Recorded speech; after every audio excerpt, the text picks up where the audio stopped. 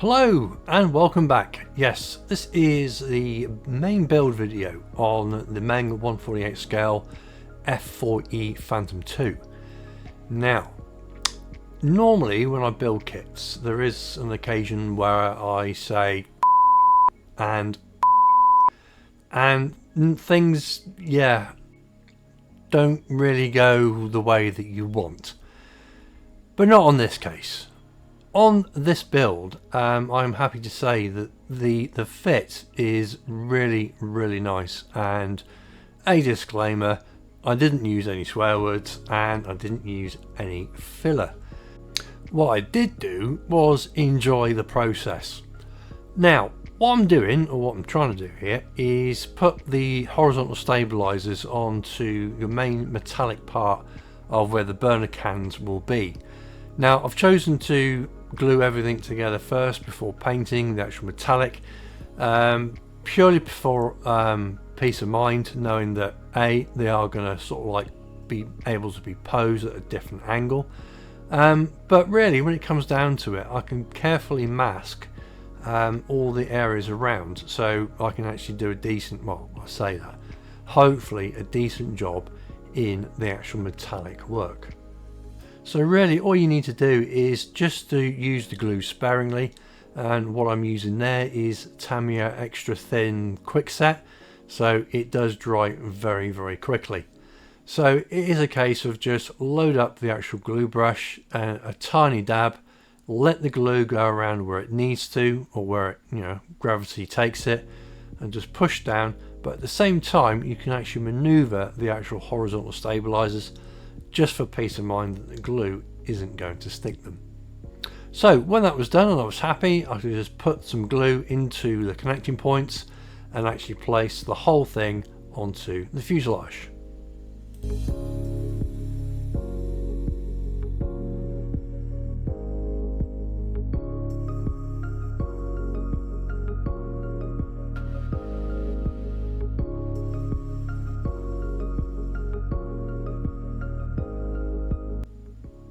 Now you do get sort of a Avionics bay type of thing in the kit, just to add a bit of realism and to bit of depth to the actual kit itself. I'm going to have the doors posed open, just to show a bit of animation, or to say that this kit does come with this, and yeah, hopefully sort of like bring a little bit of interest to the actual side of the fuselage. Again, you can have it open or close, it's entirely up to you. So moving on to the auxiliary air intakes and the actual main undercarriage assembly. Now as you can see, these are a multi-part affair and they are very well detailed.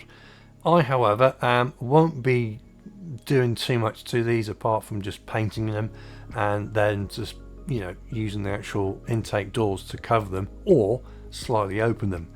The reason for that is, well, once they're in and actually on the main gear, you're not going to see an awful lot unless you're going to mount this onto a mirror where you could in fact see a very small amount. I can't really see the point. However, what I will say is a point is the undercarriage bays themselves. Now as you can see just by this is a very well detailed part of the kit, and once it's actually all painted, you could check your references and see if there's any fuse boxes or hydraulic lines that are painted different colour than white. Then use a sort of like a mucky sort of like wash and actually pop it in, so you do get that grimy look of a used undercarriage.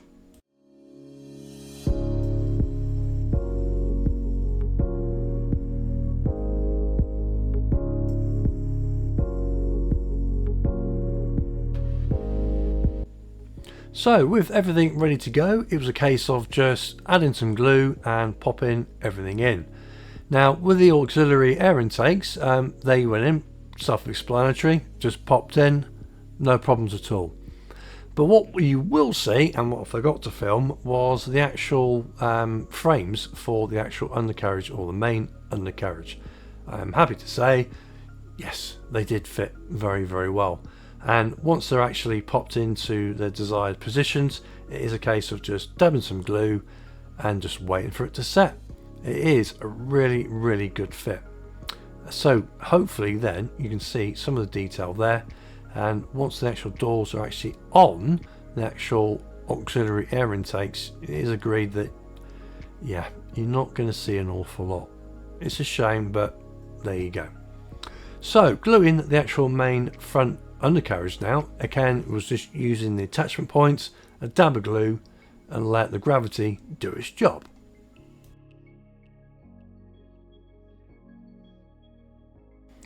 Oh, intakes.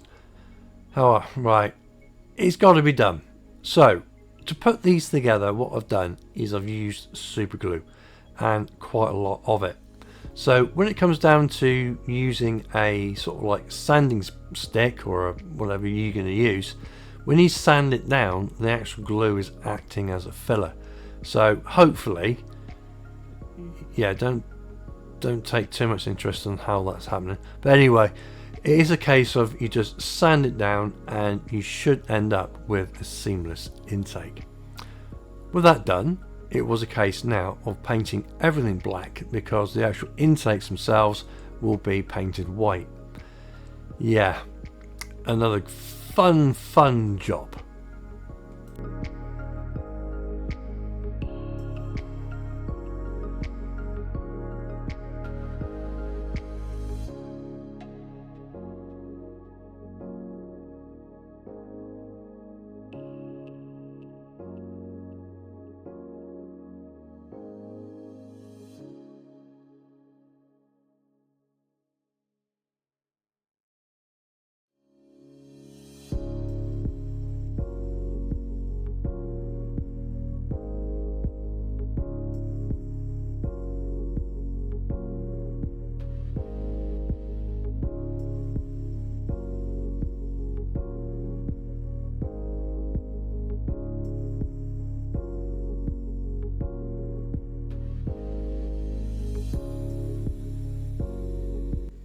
So while that was actually drying, I thought, right, let's have a look at instructions and see what I can do in the meantime. So what I could do is actually glue the main wings together.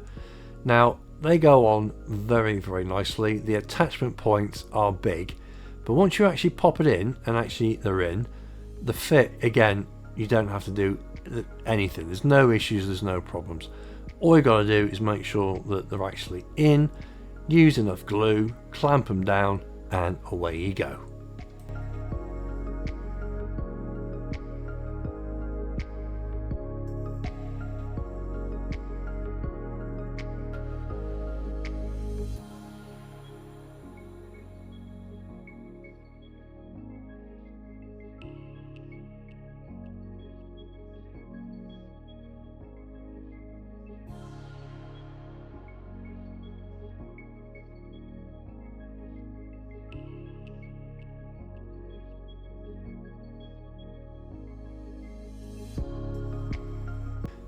Now the actual wings and everything else was put down basically to set, to be all nice and dry, so I could crack straight on with the white for the actual intakes. I had actually painted these a gloss black, and the idea is if you're painting black and then white over it, the actual pigment actually pops out a little bit more, so you do get a sort of like a bolder white. So with that, it was a case of now going over the actual metallic parts with metallic paint. Now throughout I do use this paint. It is AK Interactive's Extreme Metals, and they are very good. They're already pre-thinned, so there's no mucking about when you put them into your airbrush, and you just spray away in thin coats. I cannot emphasize that enough. Thin coats. You do not want to put this on thick because it will run. So once that was all done and all dry, I could fit everything in, all done and dusted, and then pop it into the actual lower part of the fuselage.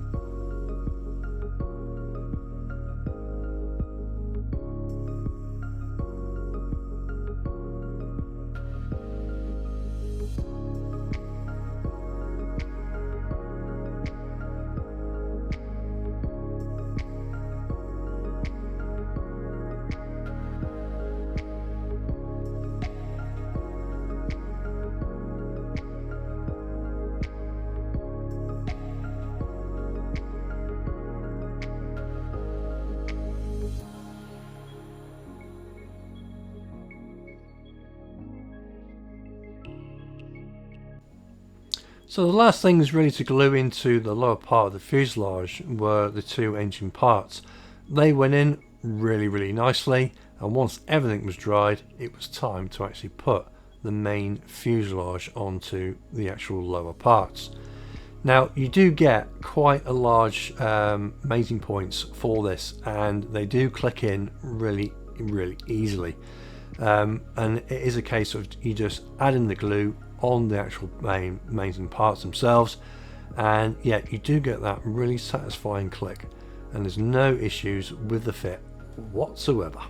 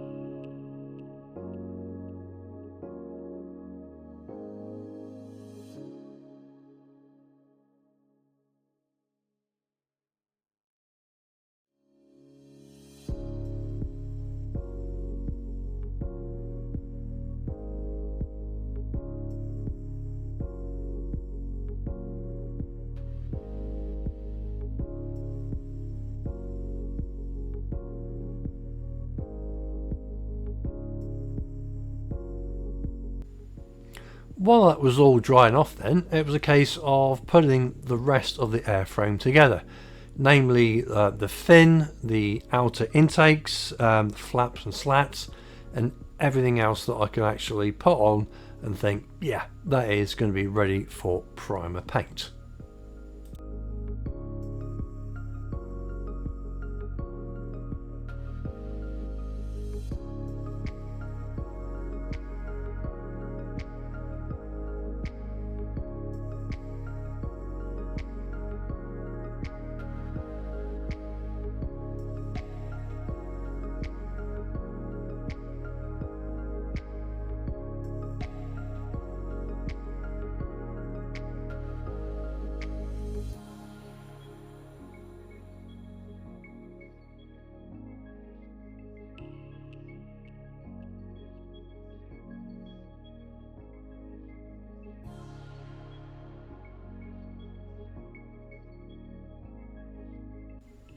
Now with the actual intakes themselves, or the outer parts, what I've had to do is, because of the actual main aircraft itself, is to actually paint white over the actual intake area itself before I can actually put everything together.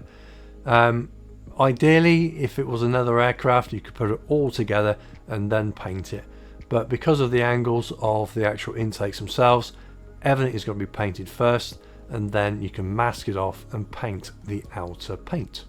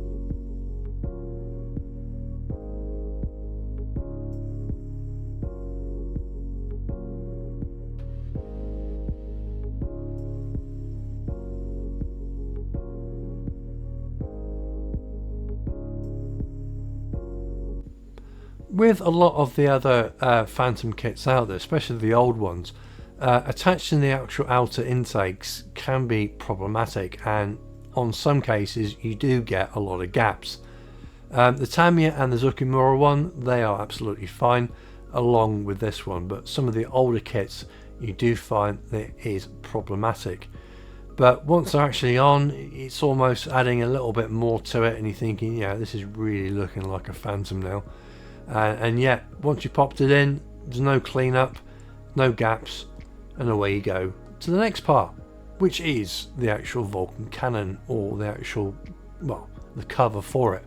Again, you get a large attachment points to this, which allows you to just pop it in as a click, and it's going nowhere. And you're just really adding glue just for that added bit of insurance that once it's actually on the actual display cabinet or whatever, then it's not going to fall off. I don't think it would fall off anyway. So with that in mind, it is a case of just adding all the other bits and pieces, namely the nose cone, and again another problematic part in a lot of Phantom kits. And again, I'm happy to say that there is no issues with this one. Hurrah!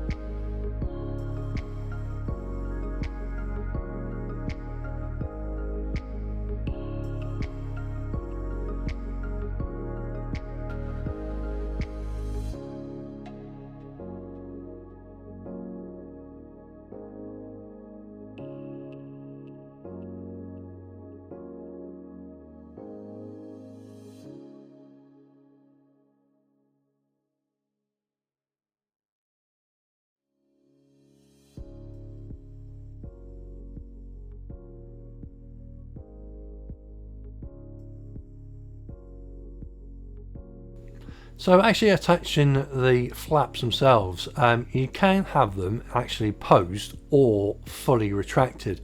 I'm having them sort of like down just to add a bit more animation to the actual kit itself.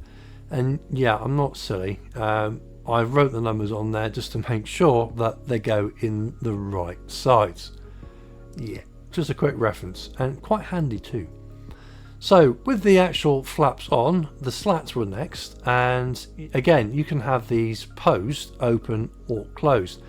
I've elected for this one to have them closed, purely because I wanted a little bit more, I don't know, streamline, if that's the right word for it.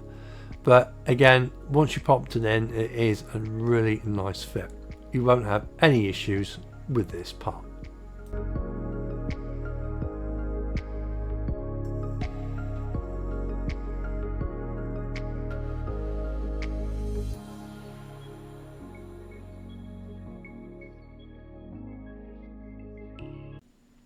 Right then, ladies and gents, that is the main airframe assembly.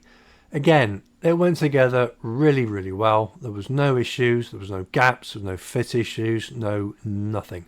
So yeah, I was really happy.